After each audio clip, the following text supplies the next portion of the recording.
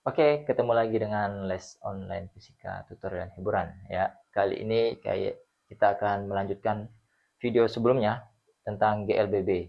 Ini part 4. Jadi sudah ada 3 part sebelumnya. Part 1, part 2, part 3 itu bisa kalian lihat di deskripsi video ini. Itu sudah saya kasih link part sebelum-belumnya.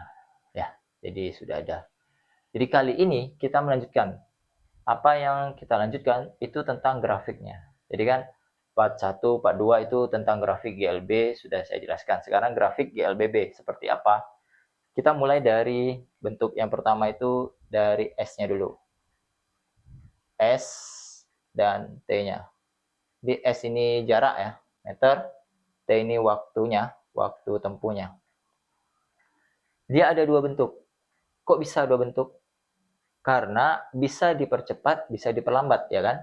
Nah, ingat, dia ada yang dipercepat, ada yang diperlambat. Nah, kalau dipercepat, grafiknya tuh nanti bentuknya seperti ini. Nah, ini dipercepat atau V-nya meningkat. Jadi semakin laju dia bergeraknya. Jadi awalnya dia pelan gini, kemudian dia lari. Nah, itu dia dipercepat, ngebut. V meningkat atau A-nya berharga plus. Nah, gitu. Dia dipercepat. Kalau dia diperlambat, nah bentuk grafiknya seperti ini dia. Nah, jadi beda lengkungan dia. Ini lengkungannya itu menonjol ke depan, ini menonjol ke belakang atas gitu. Ini namanya diperlambat. Diperlambat. Di mana V-nya menurun.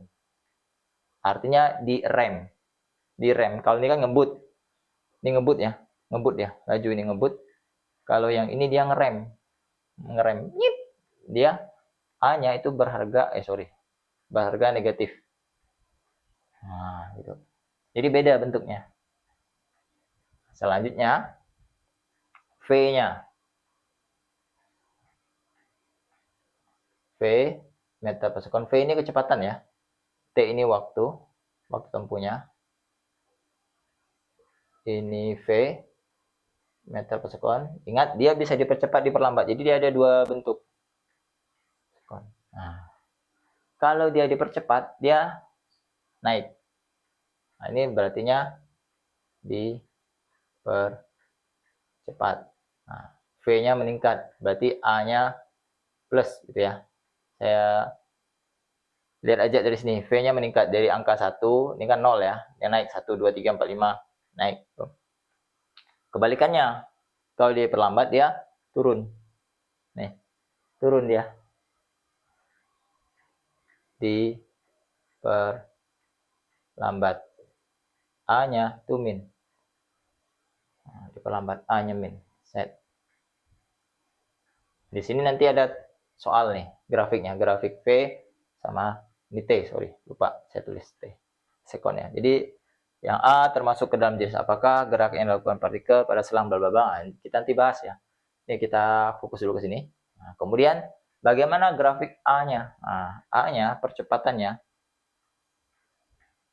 Nah, ini A meter per sekon kuadrat. Ini T sekon. Ini angka 0. Jadi ada di bawah. Kenapa di bawah? Karena kan bisa berharga negatif tadi. Meter per sekon kuadrat. Ini T sekon. Jadi kalau dia dipercepat, otomatis dia berada di sini. A-nya plus. Ini dipercepat. Dipercepat.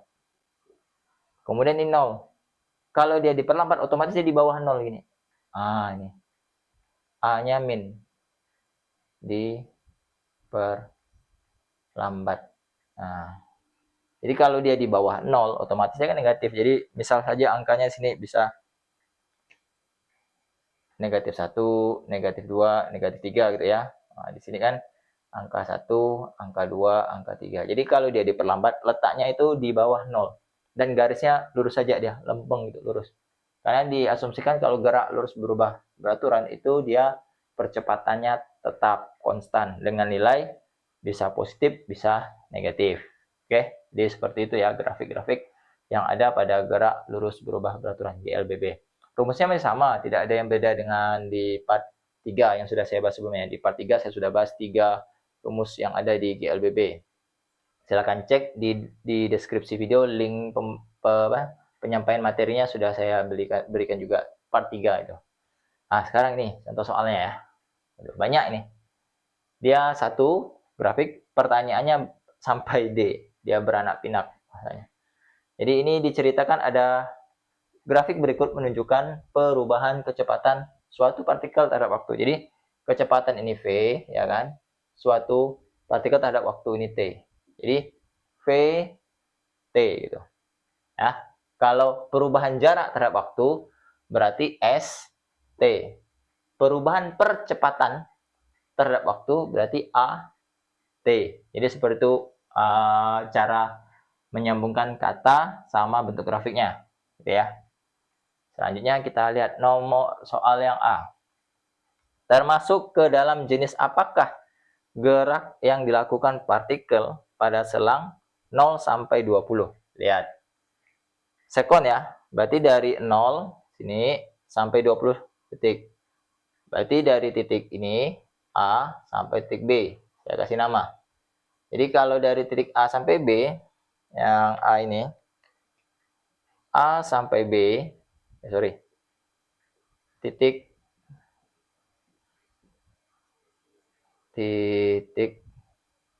A sampai B. Ini namanya dipercepat. GLBB dipercepat. Nah, nilai A-nya positif. Kecepatan meningkat. Kecepatan partikel meningkat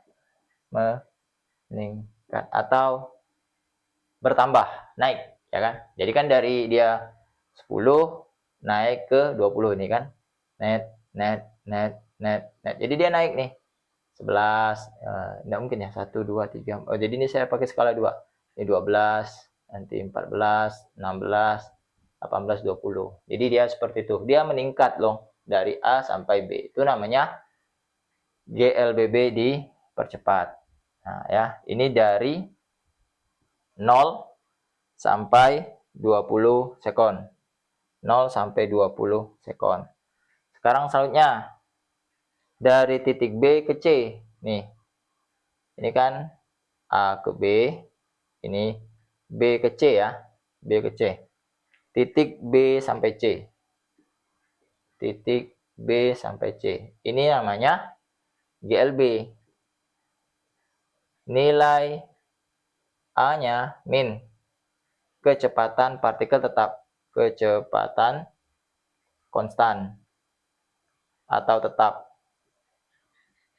Ini dari waktu 20 sekon sampai 40 sekon. Jadi dari 20 sampai 40, dia kecepatannya tetap di 20 meter per sekon. Jadi kalau saya jalan nih, misal saya contohkan nih. Dari A sampai B saya gini. Dari B sampai C saya tetap tidak berubah. Kalau dari A sampai B saya gitu, ngebut. Jadi yang awalnya pelan, kemudian saya meningkat. Itu dari A sampai B.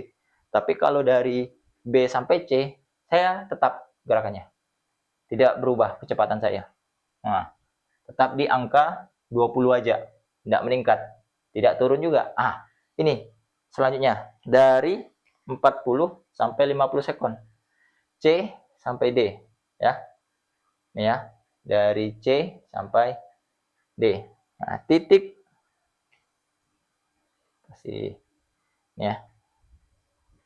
Kemudian titik CD.